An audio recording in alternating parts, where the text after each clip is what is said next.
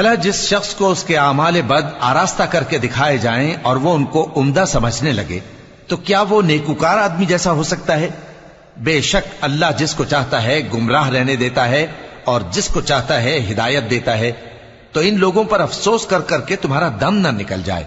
یہ جو کچھ کرتے ہیں اللہ اس سے واقف ہے، اور اللہ ہی تو ہے جو ہوائیں چلاتا ہے، پھر وہ بادل کو ابھارتی ہیں، پھر ہم ان کو ایک بے جان علاقے کی طرف لے جاتے ہیں، پھر اس سے یعنی بارش سے زمین کو اس کے مردہ ہو جانے کے بعد زندہ کر دیتے ہیں.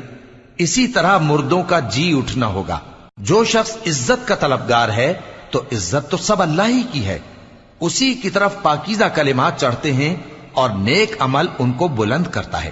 اور جو لوگ برے برے داؤ چلتے ہیں ان کے لیے سخت عذاب ہے، اور ان کا داؤ نابود ہو جائے گا.